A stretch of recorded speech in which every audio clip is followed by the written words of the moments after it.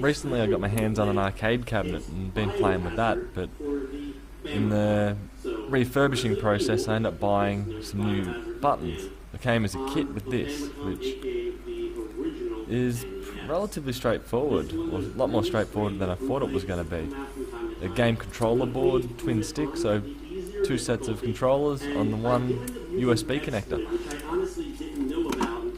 Initially I did have the original arcade buttons, which aren't in this video. They were connected up by the GPIO pins on a Raspberry Pi 3, but that turned into a huge pain, and I came across this kit, and I thought, well, I'll wire it up. Turns out initially I wired them up wrong. Each individual wire, as you'll soon see, or each four wires go to the one button, because this also contains LEDs, which you'll soon see. A bit difficult to get the hang of, so if at all possible, I try to avoid flights until I get the exploit at least, where I have pretty much infinite ammo, in which case then I can fire at will, basically, at the enemies. If you're very familiar with Resident Evil and decide to give this a shot, you'll have no problem with at least being able to maneuver around, and it's pretty much exactly like Resident Evil 1. We're going to start off by going in here, and this would normally be where you would get the map located right here, and it's still located here. You don't have to like push a stool over or anything like that to get it.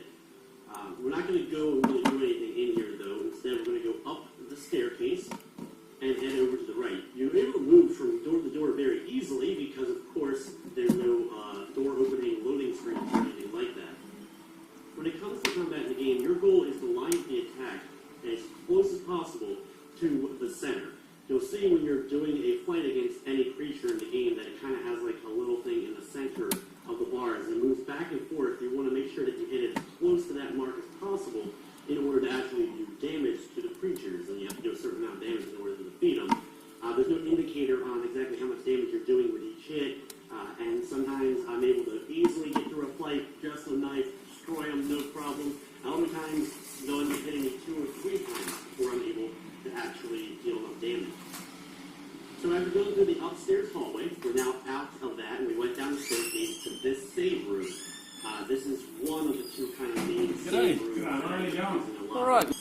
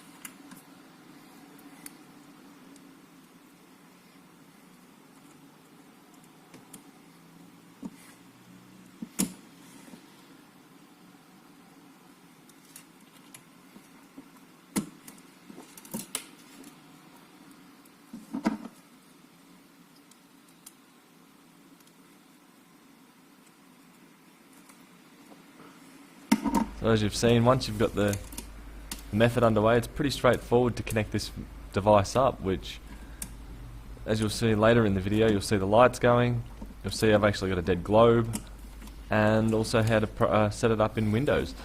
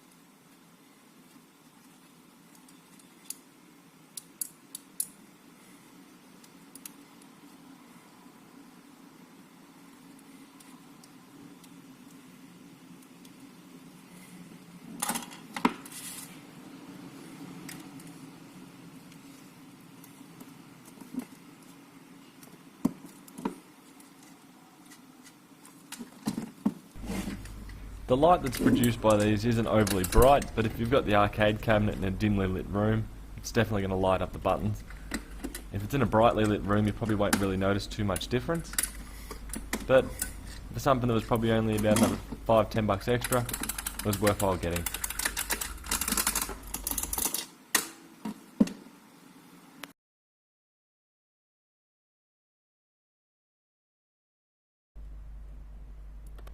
And as you can see from here, quick test within Windows has all the buttons functioning as they should.